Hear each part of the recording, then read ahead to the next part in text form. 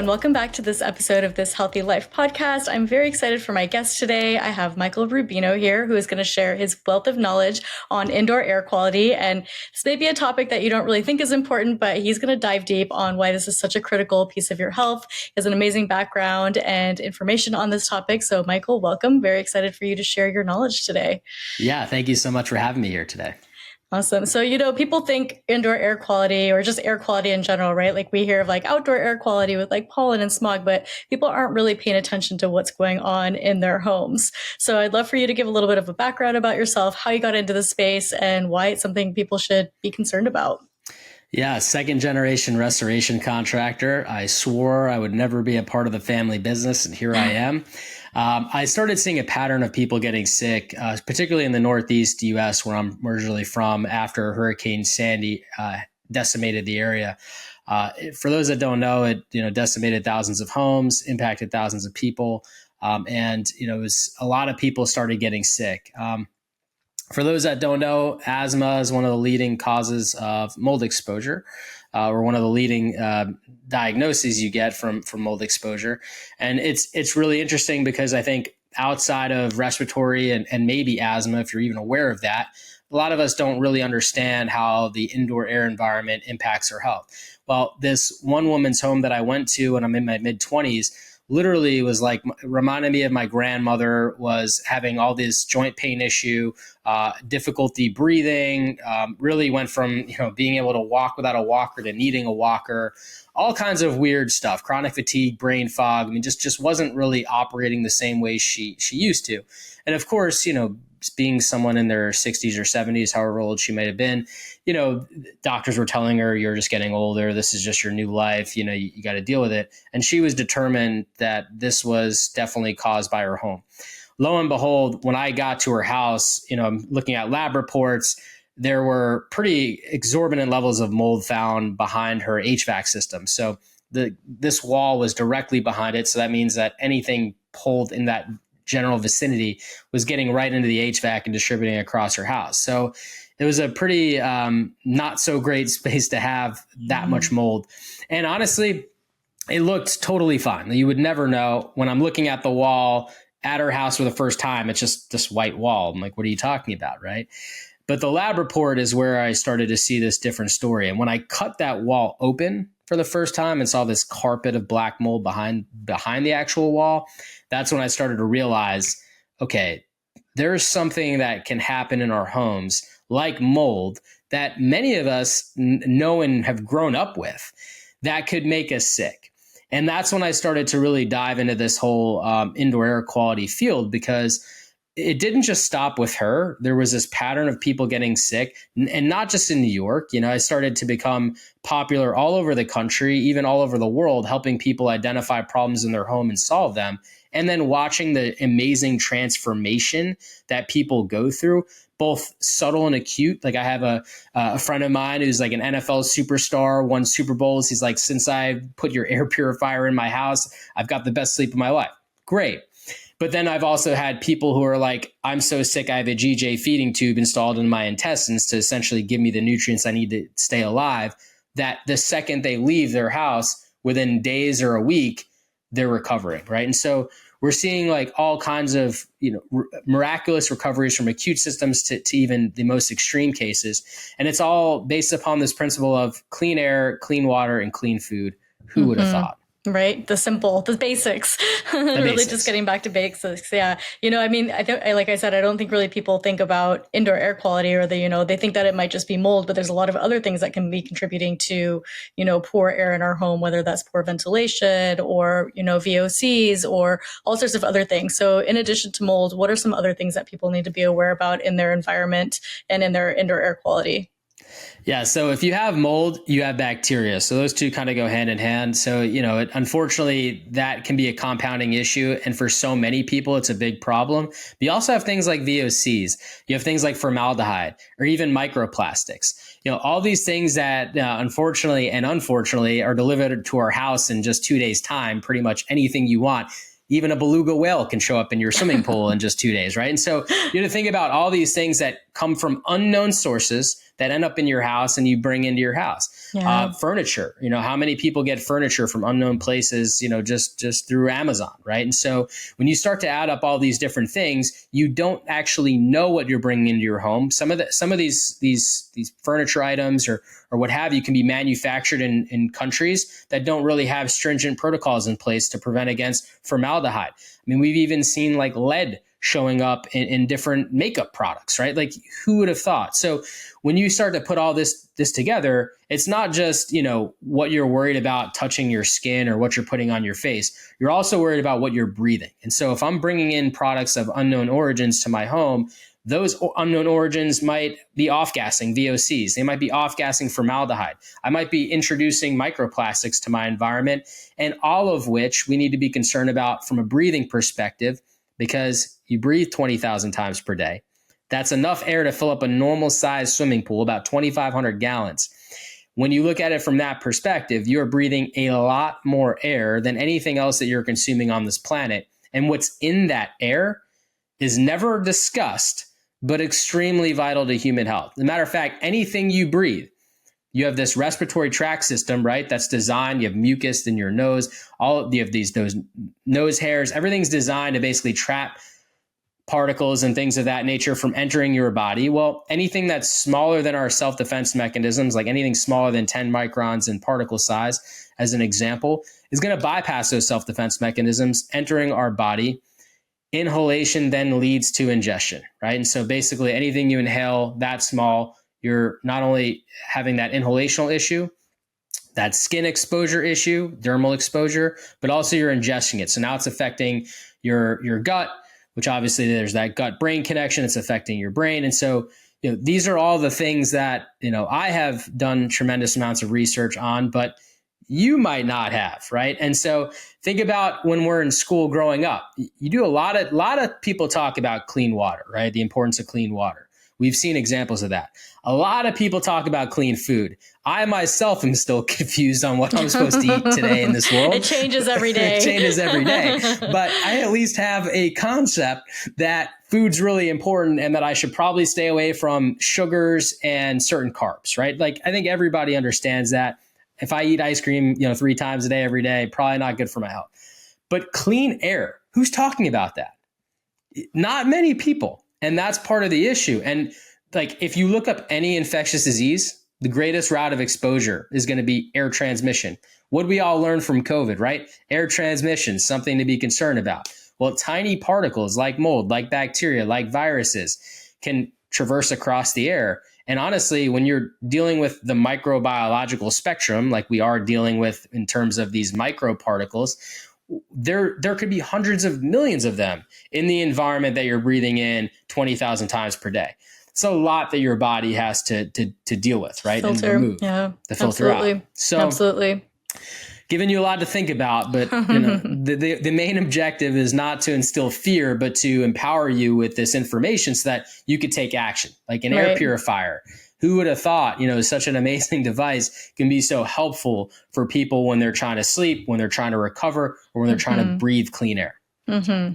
Absolutely. So if someone suspects that they're having an issue with their indoor air quality, say, it's mold, like you said, it's not always visible, right? It can be behind walls, but what are some signs that might point to there being mold in your home, whether you're having physical symptoms yet or not yet? Like, is it smells that you smell? Is it the indoor humidity, or what are kind of some telltale signs that you can use to investigate your home? Yeah, I mean, you definitely want to look at factors like how humid is my home. The higher humidity that you have inside your environment, 60% or more relative humidity, you're in that danger zone where mold and bacteria can start to grow and thrive. What if you live in a humid environment? So, say Florida or the East Coast where it's humid, how do you battle that indoor versus outdoor humidity? Well, I'm from the East Coast and I live in Florida currently. So I've been used to high humidity pretty much all my life. And I'll tell you, it comes with this, when you live in a humid environment, you build with that in mind, right? And so in my basement, if I had a basement, I'd be having a dehumidifier, right? And basements are like notorious in the area that I grew up in the Northeast, New York, New Jersey area. In Florida, you don't really have basements, right? Because then there's so much rain, it would just overpower the system. So you typically have, thicker slabs. Things are built kind of with that in mind. However, I still need dehumidifiers in Florida, because if my humidity isn't controlled by my HVAC system, especially hot, humid summers here, odds are I'm probably going to need dehumidifiers running. And so you can live in the most tropical environment and be fine if you're building with that in mind and if you're managing the climate with that in mind. Some of the other telltale signs of mold exposure is actually not mold at all. A lot of people think, if I have a moldy home, if I'm going to get sick because of mold, that there must be mushrooms growing on the walls. Like, no, I could tell you some of the most amazing places I've ever been to that were pictured in magazines had mold problems, right? You would have never guessed, because it's often issues coming behind the wall. It's windows that are leaking, it's roofs that are leaking, it's stuff that you don't typically see. So you want to actually look for signs of water damage, because it's actually not mushrooms growing on the wall. You're going to notice these subtle signs of like paint crackling, or, things buckling, your floors buckling, the molding's popping off. Like, you're going to see these subtle signs, those like coffee looking stains, that you sometimes see when there's water damage. Those are the things you want to look for. And you want to look for things, water damage in maybe not the most obvious places. I'd look at where my HVACs are located. If I see a lot of water damage around that, obviously there's a problem, and there could be mold growing, and that mold growing nearby the HVAC can get into the HVAC, right? And so I'm looking for stuff like that. I'm looking in my attic spaces to look for water damage signs. I'm looking, in basements or crawl spaces, especially crawl spaces. If you have one, when's the last time you've gone down there, right? If you haven't gone down there in a while, who wants to go down there, right? And not a great space to be in. No. But sometimes you need to go down there and check, right? And so you want to look for stuff like that. Now, I've had people say, well, if I have mold in my crawl space, if I don't go down there, how does that impact me? Well, 30% of the air you breathe comes from the lowest point of your house. So if the lowest point of your house is the crawl space, well, guess what? That nasty crawl space air is impacting the air you're breathing right above that, right? And so a lot of people don't think about that, but air is air. It can move through cracks and crevices. You don't need a lot of space. And when you're talking about microbiological particles that are 25, 50 times smaller than what the eye can actually see, those cracks and crevices you see in your floors, well, guess what? Those particles go right through those, right? And so it is impacting the air you're breathing. So you do have to be mindful, of some of those spaces. So the last, probably more obvious thing is that musty odor. That musty odor, scientifically, it's the mold feeding off of the building materials. So it's kind of like the mold's farts. We call those microbial VOCs. Nasty stuff, right? Ugh. If you smell that musty odor, that means you have a problem. It doesn't mean that like you're going to have a problem. It means you already have one. And so, you have to really be mindful of those odors. Those, like some people have said they smell like cigars, or they're earthy or musty.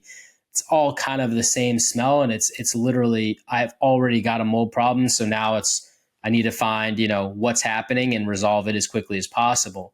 I also have this amazing free toilet check hack. Like I've noticed through the thousands of homes that I've been a part of in some fashion, fixing, like every house that had a mold problem also had mold growing in the toilet tanks. I've seen you post this on Instagram. Like, right? You lift it up and there's mold in the tank.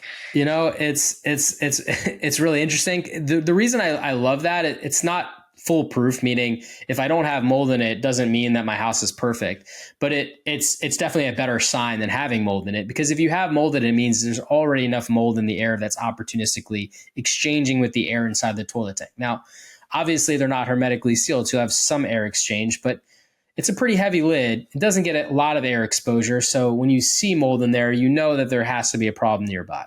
Mm-hmm. Gotcha. And then kind of piggybacking on that topic, so say you do suspect that you have mold in your home, what are some of the best ways that you can test for it or evaluate and kind of take the next steps to see if it's truly what you're dealing with? So my favorite way to test for it is to test in the dust. And I'm not saying this because I have a product that I developed called the dust test. I actually developed this product specifically with this in mind. The old way of testing was, let me call a guy, let me get them in, they're going to do some air samples across the house. And logically, it sounds great. If I want to test my air, I would test air sample, right? The problem with that is you're only collecting about 75 milliliters of air. You're really getting a small microcosm of what's actually occurring throughout the house. Now, here's why I think dust test is a better tool to actually screen your home. If I'm testing my dust, Think about what I said earlier with cracks and crevices everywhere, even problems behind walls. Those particles will eventually make their way in front of the wall, literally be aerosolized amongst your dust. If you've ever sat near a window on a sunny day, you're about to understand what I'm saying when I say your dust is everywhere. So because it's everywhere, these small microparticles, they attach to the dust that's already in the air and they become part of the dust. So my problem behind a wall in my office is going to make its way. There will be particles of that exact species of mold or bacteria, or whatever it is, that's going to end up across the house. It's just going to happen because air does move and shift throughout the house. And with that being said, if I'm collecting dust from random parts of my house, as a screening tool, I'm going to know exactly, okay, what species of mold do I have in my house? How much of each species do I have? And how does that compare to other homes? Now, the nice thing about this data set is it's based off of the EPA and HUD's joint study called the American Healthy Home Surveys 1 and 2. This study was great because they analyzed like 1,600 homes in the study, and it gave us an interesting understanding of how much mold is normally in a home and what types of mold are normally in a home and what does normal really look like. So when I screen my home, if I see something that's like 10 times higher or 100 times higher than what it should be, now I'm starting to, have some concern of, okay, well, what is happening in my home that's allowing for this mold to thrive? Because if it's above normal, it means there's the conditions in my home that exist that allow it to grow in a way where that is above normal. We're not talking about the mold that is quote unquote everywhere. And when I open up my windows, some of it comes inside. We're talking about, no, this mold is growing in my house because there's a problem and I want to know why. And so this screening tool can be invaluable because now you're really getting down to an understanding of what's happening and how do I fix it. Mm-hmm. And then, so that's a good point that you bring up, like there's mold that's normal, like in our environment, right? Like you said, you open up your window, there's mold outside. And then, so is there ever a level of like mold that's acceptable or harmless mold, or is all molds at some level harmful to humans and we shouldn't be breathing it in or minimizing what we breathe in of it at least?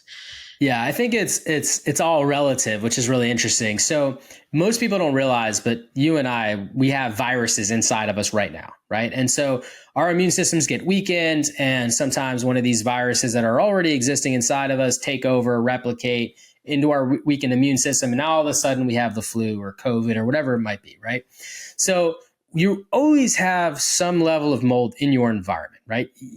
The word mold free is impossible. It's not sustainable. You're not looking for that. You're looking for normal levels of mold. Now, what's interesting is some people might have weakened immune systems already due to other predispositions, and that might make them more susceptible to what we would consider environmentally acquired illness. With that being said, maybe you are reacting as someone who's immunocompromised to something that's like 10 times higher than normal that the average person might not react to. So that's why when I said it's all relative, I really mean it's all relative and it's very individualized. So what we're looking for is we're looking for everything to come down into normal ranges.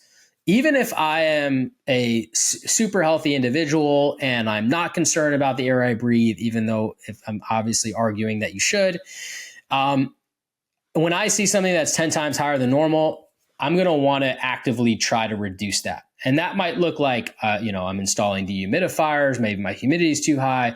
I'm cleaning everything top to bottom. Maybe I haven't done a good job spring cleaning. I'm looking at ways, how is this mold accumulating? Have I cleaned my HVAC system recently? Maybe I should.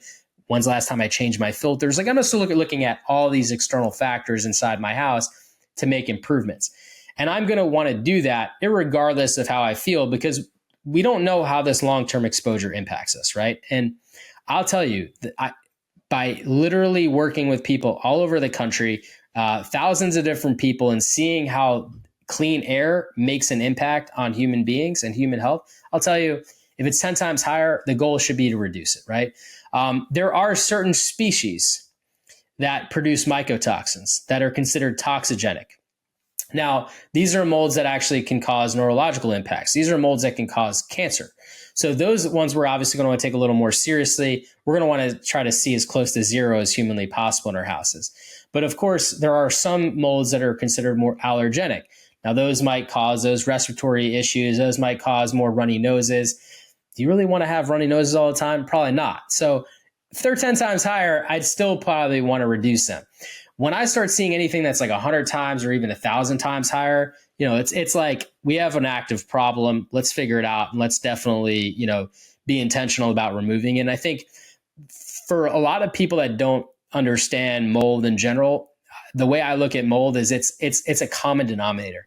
If I have a lot of mold in my house, I'm going to have a lot of bacteria in my house. I might have a lot of VOCs in my house because if I have water coming into my house, it could be causing chemical reactions with the building materials, right? Because they're constantly wet. Now I have off-gassing. So I look at mold as a way to help me find the problems that exist in a home. And then let's eradicate those problems. Let's improve the home so that those problems no longer exist.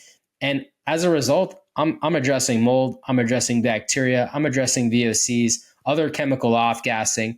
And so there's so many benefits. And using mold, it's one of the easier things to detect, which makes things so much easier when you're kind of focused on how can I address many problems with one solution. Mm-hmm. Awesome. Yeah. So let's talk a little bit about what you do if you do have a mold problem. So say you do the testing, you've done the dust test, you've talked about like a few things, like reducing like VOCs and getting an air filter, which I want to come back to that in a moment too. But as far as like remediation goes or repairing your environment, like I've heard so many stories, like depending on the type of mold, you like, even if you remediate, you're never going to get fully rid of it. You're always going to be sick in the house. Like, do you find that to be the case when you work with people remediating, or what are kind of some steps that people need to take to kind of clear the mold out and make their environment safe for them?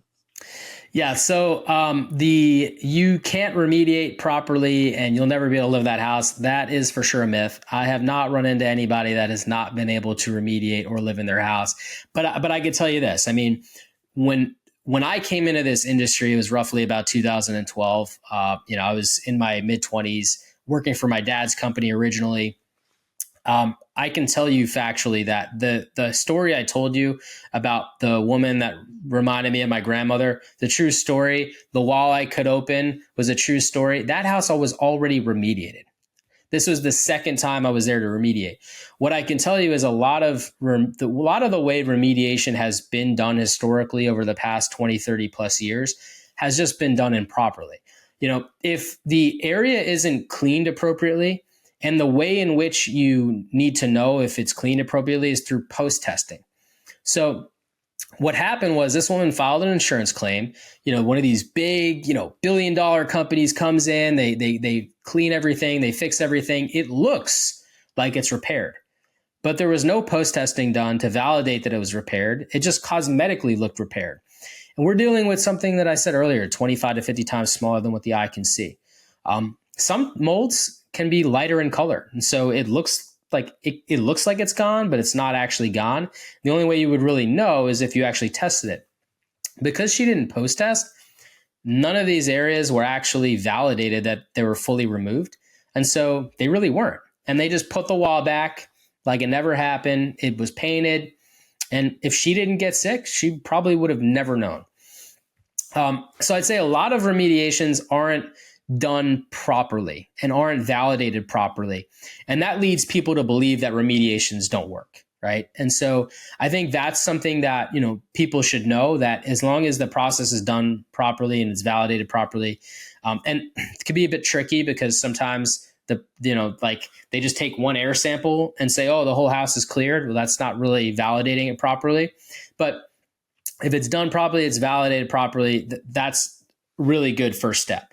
The second step that really needs to happen is you have to remember that however long that mold, bacteria, those VOCs, off-gassing, et cetera, have existed, for some people, I help people find problems that were 10-year-old problems that haven't been resolved. For 10 years, that area is creating particles that are spreading across your house. So I can open up that wall and clean that wall and everything's perfect. Post-test well, everything's great. But I would still not feel well in that house. You want to know why? Because all the particles that have been there for 10 years, I'm still breathing in. Mm-hmm. So yeah, I fixed the source, but I'm still breathing in everything that's already there. Everything that's already there. Yeah. Therefore, I'm still going to feel like the mold's there. So that's another reason that, people not cleaning the house properly after. Mm-hmm. I can't tell you how many times mold gets in the HVAC system. I was going to ask, what about when it gets in the HVAC? Like, how do you deal with cleaning that? Or do you have to replace all the vents? Like, what do you do for that? It's always in the HVAC. If I have mold somewhere, it's going to be in the HVAC. None of us are educated properly on HVAC filtration. So none of us have good HVAC filtration unless we, know better. Like I have MERV 16 filters on my HVAC systems. If you don't know what a MERV 16 filter is, MERV stands for an efficiency rating. The higher the rating, the smaller the particle it can filter out. Now there's a science to it because if you stress out the HVAC systems, you can cause more harm than good. So you need something like my system is a MERV 16 filter with the pressure drop of a MERV 8, right? So that means it causes the pressure drop similarly to if I had a MERV 8 filter in there, but I've got a MERV 16, right? So double the protection and it doesn't stress out the system. If I don't know any better, I might just have a MERV 8 filter or a MERV 13 filter at best. Now, with that being said, again, the higher the rating, the smaller the particle, the lower the rating, basically the larger the particle, meaning smaller particles bypass it and get into the system. So none of us have a good enough filtration to really stop these particles from spreading into our HVAC system. Meaning, if I've got a mold problem, 99% chance I've got mold in my HVAC. And I can tell you that nobody in the remediation world was advising clients that they should clean their HVAC once the remediation's done. And then after the HVAC's cleaned, leave it off and clean the entire house, right? Because I might have particles from the HVAC then spilling over into the house. So if I do it out of order, I'm going to spend all this money, do all this work. I'm going to walk in my house and be like, I still feel like there's mold here, right? So because of a lot of the inconsistencies in the quality of work, because of a lot of inconsistencies in just how the work is done, you and I trusting experts that might not be that expert, and all of the above, a lot of people develop this ideology that mold can't be remediated properly. And if I have certain types of molds, that's it, I'm done for. And I need to just, move, set the house on fire, what have you. Thankfully, none of that is actually necessary. And, if you're super sensitive, I will acknowledge that you might have to clean your house a few different times. You might have to even clean the HVAC a few different times. You might even have to replace the HVAC. Like all of that is relative to how sensitive you are, the different conditions of health that you're experiencing. But I will tell you that you can use science to guide you the way. I mean, I can't tell you anytime a client was like, I still don't feel well after remediation, we're able to figure out why. Okay, good. Let's let science lead the way. And I'll tell you, 99% of the time, clients like, I don't feel well in my living room. Good. Let's get the inspector over. Let's test the living room. Let's figure it out. She knew that she knew objectively that there was a mold problem in the living room. Testing showed there was a wall in the living room that was missed on the original inspection, and there it was. Right. And so we have the science and the data to guide us. Right. But you have to have you really have to have this desire to use the tools to try to figure out what are the problems that people are experiencing in their homes, and how can I help them solve those problems? Yeah. And so you mentioned testing, that they're able to find the spot in the wall in the living room. So what sort of testing do you bring in when you're kind of looking specifically for what areas behind walls might be dealing with the mold? Because you talked about the dust test kind of like for a collective of the house and the dust, but like specifically, how do you find where the problem area is? So air and surface testing are going to be the best for targeted testing. I call it targeted testing. If I suspect there's a mold problem in a wall, I'm going to want to drill a hole through that wall, pull an air sample from behind the wall. If I can't do that for whatever reason, I'm going to want to test like on top of the wall, like as close to the wall as humanly possible. And the reason being, kind of going back to COVID, because I feel like COVID, people really understand like a lot of the ideology that came out of that is already pretty much building practice in terms of air transmission. There was that 6 feet rule, you might remember. You want to stay 6 feet apart. Something that is so small and so light requires a good bit of force to travel through the air, because we're talking about particles that are very, very, very light. So, for example, if I have mold in my wall, yes, it's going to make its way in front of the wall. However, it's going to take some time. And the other thing is, once it does make its way in front of the wall, right, we also have this factor of mold being kind of a sticky particle. It's going to attach itself to dust that's already in the air. These air cassettes, they're designed to capture really tiny particles. They're not designed to capture dust. So dust is going to bounce off of this cassette. So anything attached to that dust is not going to make its way into the cassette, and it's not going to be analyzed. Therefore, we're only capturing isolated spores that have weighed its way through the dust, opportunistically entered this cassette. The further away I am from the problem, the more it makes it look like there's not a problem at all. And where does everybody do air testing? In the center of the room.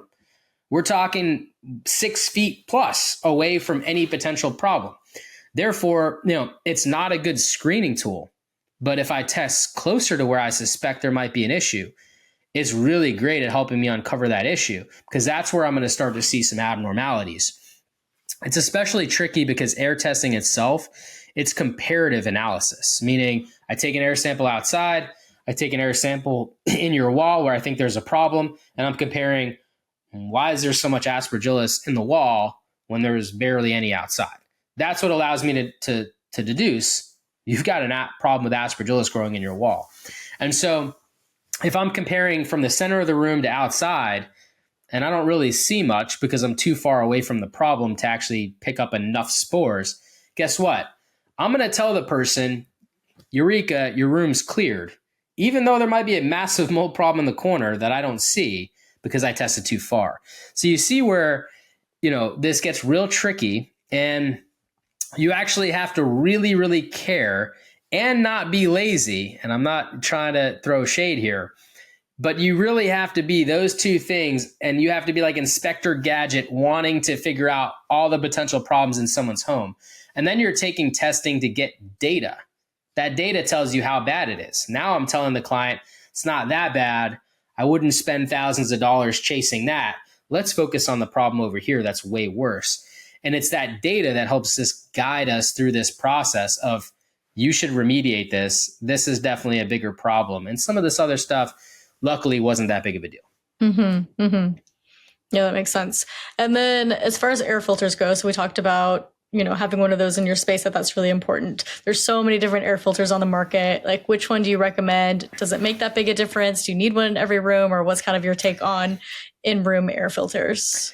Yeah. So, like you said, there's a lot of them. I think every day they probably release 100 more. I don't know. It's hard to keep up with. It is hard to keep up. I will tell you this, the best air purifier you can buy is one that has a filter that could filter out a tiny particle. Most of the air purifiers that I have in my house, they filter out to 7 nanometers in particle size. So really, really, really small. Most ones that you buy, HEPA, for example, they're 3 microns. So quite a bit, microns to nanometers. We're talking about, 100x difference. I like something that's going to be more efficient. You don't have to spend a lot of money on air purifiers. Most of the cost of these things, a lot of the bells and whistles that you may or may not care about, like Wi-Fi capability and having a nice UX app that you could look at and check. If you're into that, great. Then you're probably going to spend more. But if you just want to breathe better, you can I find some of my favorite air purifiers are like on sale for like $100 or less all the time. And so I think if you just want a machine that's going to plug in and do the work, you could find great ones, and just find ones that can remove the smallest particle possible within your budget. And that's how you'll do it. Or you can go to HomeCleanse.com and check out the ones that I recommend there as well. Okay, awesome. And then, so we've talked a lot about your home, right? We spend a lot of time there. Obviously, we sleep there and things like that. But a lot of times people work outside of their home or go to school. So you don't just need to be concerned with the air quality in your home. You also need to be concerned with the air quality in some of these other environments. And, schools and offices tend to be not really kept up with the best air quality, right? So what are things that people should do to kind of improve their air there? Is it kind of the same strategies as at home? And if they do find an issue in their workplace or school, what sorts of steps can they take to bring that to the right person's attention to hopefully clean their air as well? Yeah, luckily it doesn't need a whole nother episode. It's the same exact steps you would look at for your house. You want to use for your home, your office, school, etc. Water damage stains. Those coffee-like stains on your ceiling, bad sign, right? Musty odors, bad sign. A lot of dust is not a good sign either. If there's a lot of dust, it's a lot that you're breathing in. You have to filter out what's in that dust. Probably isn't great. You could, of course, do a dust test of your office just like you could your home. It's all the same analysis. How do you bring this to someone's attention? I think that's the tricky part. I can't tell you, unfortunately, how many emails I get from people. My boss at work's not taking this seriously. What could I do? And, my school. I've got a whole website, moldu.org, dedicated to highlighting the problems that we have in universities across the country. So I'm the first one to admit that we've got some serious issues. Molds in military housing. I can't tell how many families are impacted by that. So it's a pretty big problem, not just in our homes, but out there. And it starts with having these tough conversations. The first step is being aware that air quality is very important for human health. I can't tell you how many people in positions of power, have no idea that air quality is so important to human health because it's not something that people talk a lot about. Not something that doctors have been talking a lot about, although they're talking a lot more about it today than ever before. But it's still, we're from a societal standpoint, we've got a lot of growing to do around the importance of clean air, clean food, clean water, all three things that are really, really important. And so you have to be willing to have these tough conversations. You have to be willing to, in most cases, even if you're renting, you have to be willing to spend the money to test the place to show and prove to your boss, to your landlord, et cetera, hey, there's a problem. I spent some money here to uncover this. I haven't been feeling right. I think this might be related to it. Would love for your help. And, unfortunately, sometimes people take that advice and don't do the right thing, meaning they just call somebody that, comes in and takes one air sample across, 10,000 square feet and says, all good here, based upon the conversation we had earlier today. We know that's not exactly the right strategy to identify problems, but it happens. And, being able to advocate for your health, I think is really important. And, calling people out when they aren't testing properly, when they aren't doing things properly, I think is really impactful too. And so, I think it's just, you have to know and you have to demand better. And as we demand better from a society, miraculous things happen. Think about what's going on with Kellogg's right now and the food industry, about all these processed foods and preservatives. We're demanding change, and change is what we're going to get. So air quality is just, it's not something we talk about every day, but it's something we need to start talking more about because we're breathing bad air at home. EPA says 5 times worse inside our houses than outside. That's not crazy. Good. That's crazy. 5 times worse inside.